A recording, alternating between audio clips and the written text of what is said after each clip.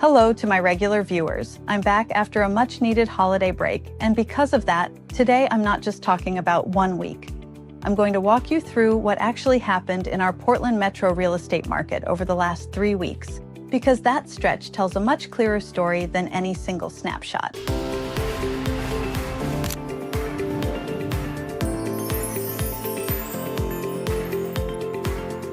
I'm Perreault with Fiv Realty, and this update covers the Portland, Oregon metropolitan area and Clark County, Washington. That's Washington, Multnomah, and Clackamas counties in Oregon, plus Clark County in Washington. The most recent data is for the week ending January 4th, 2026, and we're comparing it to the 2 weeks before that, December 30 and December 21st. Let's start with the big picture, because this is where people often get confused.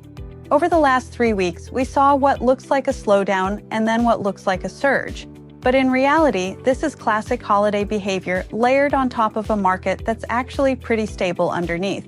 In the week ending December 21st, we were still in a fairly normal rhythm. Closings were solid, new pendings were moving, and inventory hadn't yet started its year-end pullback.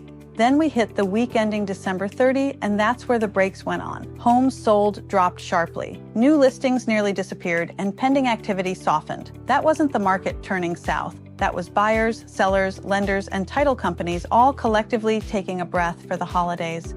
Now fast forward to the week ending January 4, and you can see the release of that pressure. Closed sales jumped by more than 46% from the prior week. That's not random. That's deals that were already in motion finally closing once the calendar flipped and offices reopened. And importantly, that closing number isn't just higher than the prior week. It's also slightly higher than the same week last year. That tells us demand didn't vanish during the holidays. It just paused. Inventory tells a similar 3-week story. In late December, active listings were higher. Then, over the last 2 weeks of the year, inventory dropped quickly as listings expired, were temporarily pulled, or simply weren't replaced by new sellers. By the first week of January, active listings were down more than 9% from 2 weeks earlier. For buyers, that means something important. Even though prices are softer than last year, selection actually tightened coming into the new year. And when selection tightens, the best homes don't sit around waiting. Pending deals help connect the dots. Total pendings dipped over the last 3 weeks, but new pending deals, which are the cleanest signal of current buyer intent, bounced back strongly in the most recent week. That tells me buyers didn't disappear. They delayed decisions. And once the holidays passed, they came back ready to act. Now let's talk about price reductions, because this is where a lot of headlines get misleading. If you only looked at the most recent week, you'd see a huge spike in price reductions.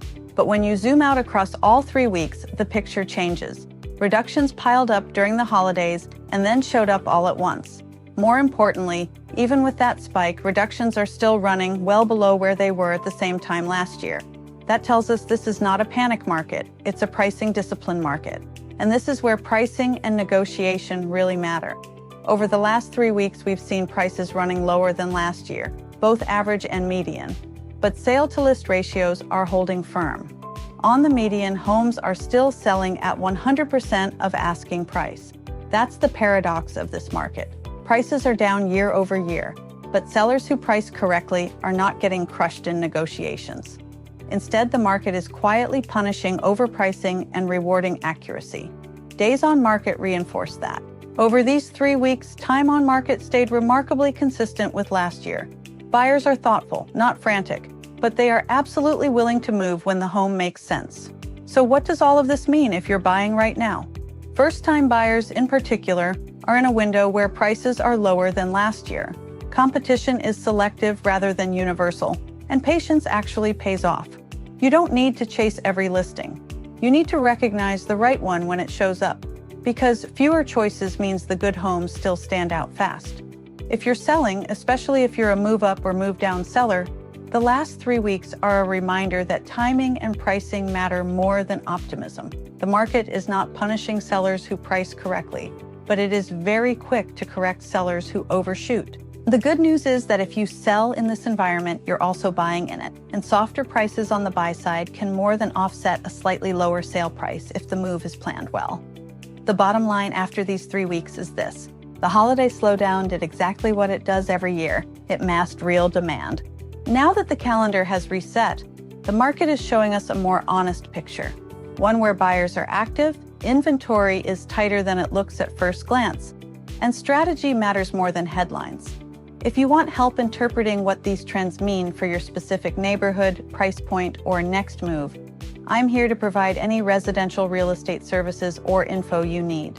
Visit pdxhomesforsale.com, email me at lauren@pdxhomesforsale.com, or call 503-683-1885.